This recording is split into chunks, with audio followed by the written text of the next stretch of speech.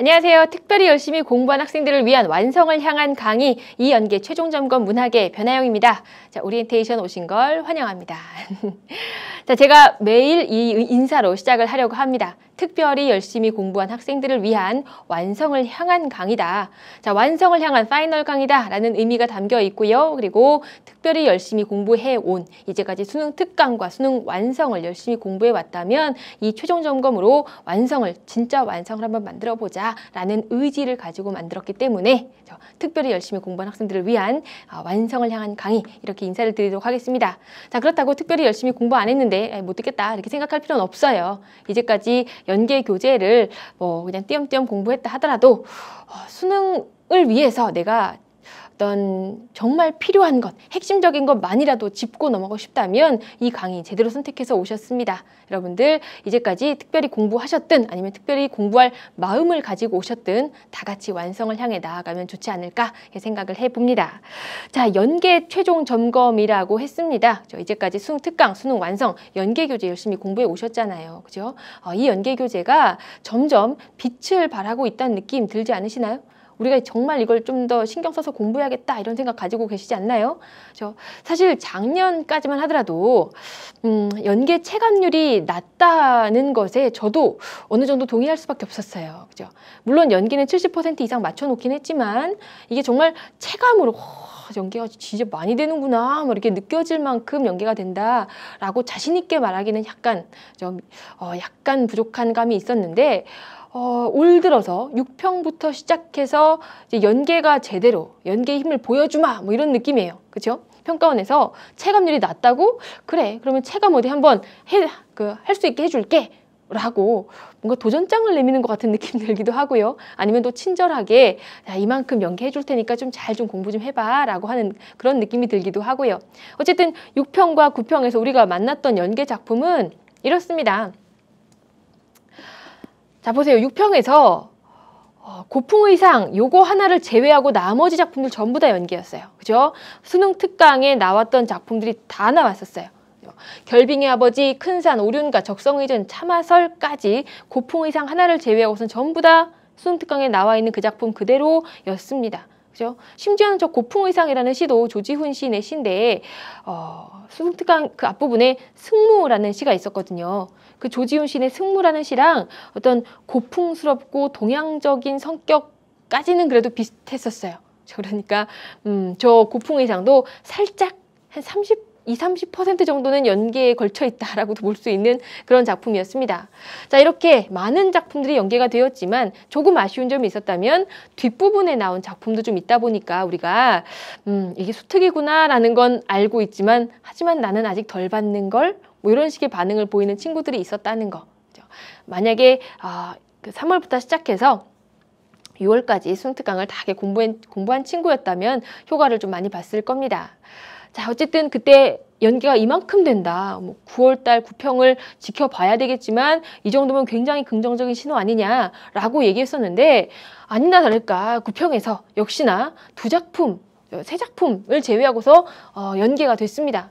플라타너스, 불모지, 그리고 눈이 오면 이거는 정말로 직접적인 연계였고요. 그리고 사실 춘향전과 춘향이별가도 거의 연계에 근접하다라고 말할 수 있었어요. 왜냐하면 수능 완성에 춘향전이라는 동일한 제목은 아니었지만 연려춘향수절가라는 또 다른 소설이 춘향전의 한 이본이 실려 있었고 그리고 춘향이별가와 같은 소재, 같은 장르의 소춘향가가 수능 특강에 실려 있었습니다. 그러니까 같은 작가로 춘향이의 이야기를 하고 있는 노래, 같은 소설이라는 장르로 춘향이의 이야기를 하고 있는 작품 이렇게 나왔으니 이 두 작품도 결국은 연계나 마찬가지 이렇게 볼 수 있었던 거예요. 그죠? 그리고 또 정지용 시인의 달이라는 시, 우리 수특에서 정지용 시인의 향수를 봤잖아요. 그러니까 이것도 작가로서는 걸쳐있는, 연계에 걸쳐있는 작품이라고 볼 수 있었습니다. 그렇게 보면 거의 대부분 연계라고 봐도 무방할 정도인 거예요. 그죠? 그렇다면 이제 우리가 연계에 대해서 체감률이 떨어진다 이렇게 말할 수는 없는 시점인 거고요. 그죠? 연기에 대해서 더 철저하게 더 열심히 대비를 하지 않을 수 없는 상황인 거예요. 그죠?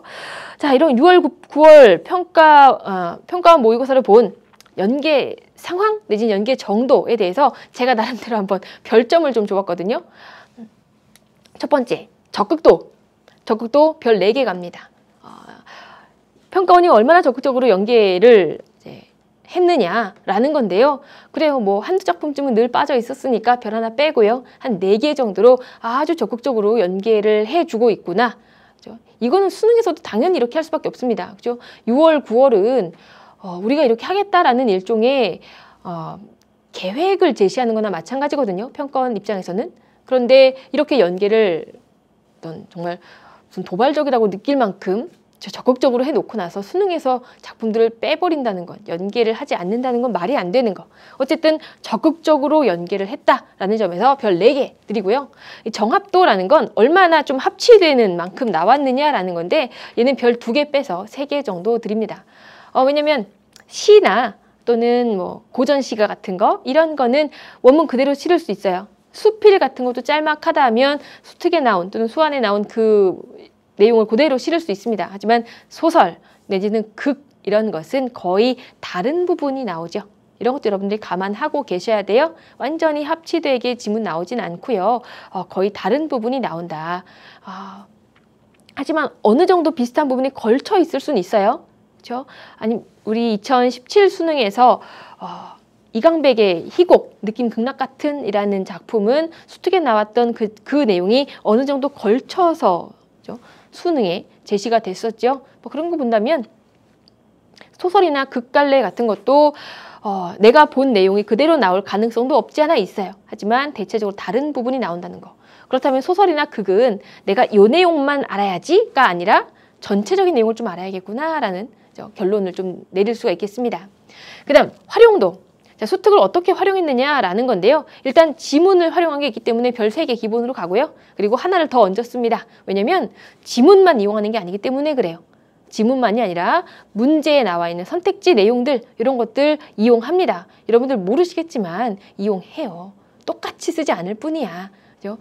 그래서 제가 아마 강의 시작하면서 계속 이야기할 거예요. 문제도 봐야 된다. 특히나 내용과 관련한 문제, 표현법과 관련된 문제 이런 것들 봐라.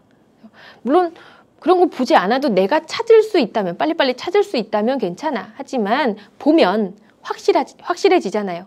그죠? 내가 확신을 가지고 이거 의인법 맞아. 이거 역설 맞아. 확신을 가지고 문제 풀 수 있으니까 그런 표현법 내지는 내용에 대한 선택지들 이런 것들까지 꼼꼼하게 챙겨서 보셔야 됩니다. 뭐 더 나아간다면 관련된 보기 같은 것도 굉장히 중요하게 작용할 때가 있죠. 특히나 그 작품의 내용을 구체적으로 설명해주는 보기 내지는 주제의식을 제대로 설명해주는 보기, 창작 배경을 설명해주는 보기 이런 것들. 예를 들면 수능 완성에서 우리 동네 황씨 기억하시나요? 우리 동네 황씨란 작품에서 그 작품이 갖고 있는 주제의식이나 배경 같은 거 나왔었죠. 아니면 그 뒤에 있던 최고운전이었나요? 최고운전이라는 작품에서 그 최고운전이라는 소설 속에 담긴 여러 가지 설화들, 변용된 설화들 이런 것들이 담겨 있었습니다. 그 작품과 관련된 배경이나 지식 같은 거 이런 것들 더 채우시란 얘기예요. 작품의 줄거리, 배경, 관련된 지식 이런 것들을 보기로 더 채워 놓으신다면 또 훌륭한 공부가 될 겁니다. 자, 이런 연계 중요하다는 거 알았는데 그럼 어떻게 공부를 할 것이냐? 첫 번째는 여러분들에게 친해지길 바란다 라고 당부를 드립니다. 무슨 말이냐면 싸우려고 하는 친구가 있어요. 이 연기를 내가 작품과 싸워서 내가 얘를 극복해보겠다, 뭐 이겨보겠다, 정복해보겠다 이런 식으로 생각하는 사람이 있는데 피곤해. 너무 힘들어요. 공부가 그렇게 괴로운 것이 되면 오래 못 갑니다. 수험 생활을 어차피 겪어야 될 거라면 즐겨야죠. 그러니까 작품을 내가 정말로 감상하고 이해하고 하면서 친해졌으면 좋겠다라는 생각을 가집니다. 자, 친해지려면 외울 게 아니라 이해하면 돼요. 이걸 외워야 된다 생각하면 힘들지만 이해하면 저절로 기억이 되거든요. 그러니까 시의 흐름을 따라가면서 시적 화자의 정서, 태도 이런 것들 이해하시고요. 소설의 서사 내용, 갈등이 어떻게 이어지고 있는가 이런 것들을 보면서 작품의 내용을 이해해 나간다면 자연스럽게 기억이 나게 될 거라고 생각을 합니다. 자, 그래서 이런 것들 위주로 공부를 해주시면 좋겠어요. 첫 번째는 고전시가 같은 건 해석하라고 합니다. 고전시가 해석하세요. 요거는 미안하지만 이해하기 전에 해석이 되셔야 돼요. 특히나 고전시가는 내용 파악 문제에서 오답률이 굉장히 높아요. 친구들이 이거를 해석 자체를 못하거나 출제하는 입장에서는 요 정도는 해석하겠지, 뭐 이 정도 단어 알려주고 이랬으면 해석하겠지 라고 생각들을 출제자는 하는데 친구들이 거기까지 해석이 안 되는 친구들이 꽤 많더라고요. 보니까 출제자가 기대했던 만큼 해석이 안 되는. 자, 그러니까 적어도 연계교재에 나와 있는 고전시가 정도는 해석을 할 줄 알게 그렇게 공부를 합시다. 그래야 이해가 되죠. 그죠? 현대시, 주제의식을 좀 기억하자라고 했는데요. 결국 시는 상황과 정서를 파악해야 주제가 나오는 것이기 때문에 상황과 정서를 파악하는 게 그 앞에 깔려 있어요. 자, 그렇게 해서 결국 이 시가 뭘 말하는 시구나라는 걸 이해할 수 있게. 그죠? 단순히 상황과 정서만 가지고는 어떤 이면의 주제를 못 발견할 수도 있거든요. 그러니까 거기까지 주제의식까지 나아가서 기억하는 걸로 이렇게 하면 좋을 것 같고요. 그 다음 소설. 역시나 기억하기 위해서는 줄거리를 알아야 될 것이고요. 줄거리엔 당연히 캐릭터들이 만들어내는 갈등이 담겨 있겠죠. 그러니까 캐릭터를 이해해서 도대체 이 캐릭터와 이 캐릭터는 뭐 때문에 부딪히는지, 그 부딪히는 것이 어떻게 이야기를 만들어 나가고 있는지 이런 것들을 위주로 봐주시면 좋겠습니다. 자, 고전시가는 해석, 현대시는 주제의식, 소설은 캐릭터와 줄거리 위주로 그렇게 기억을 해주시면서 연계를 대비하시면 좋을 것 같아요. 자, 이런 것들을 대비하기 위해서 저는 이렇게 강의를 하려고 합니다. 먼저 굉장히 작품 많죠. 그죠? 그런 작품들을 성격에 따라서 몇 가지 성격 내지는 방향에 따라서 몇 가지 방향으로 묶을 거예요. 그렇게 해서 현대시는 3편으로 강의를 할 거고요. 현대소설, 고전산문, 고전시가는 각각 2편으로 이렇게 강의를 하고 마지막에 극 내지는 수필 묶어서 한 강으로 강의를 하려고 합니다. 작품의 성격에 따라서 묶을 거고요. 작품 굉장히 많지만 그중에서 선별을 해서 강의를 할 수밖에 없어요. 그때 제 기준은 출제 가능성이 높은, 저도 이제 학교에서 출제를 하니까 요거는 좀 출제할 만한 것들이 좀 눈에 보인다 싶은 그런 것들 위주로 선별을 했고요. 그리고 또 아무리 좋고 아무리 출제할 것들이 보이는 작품이라 하더라도 여러분들이 혼자서 충분히 감상할 수 있을 것 같으면 그건 뺐습니다.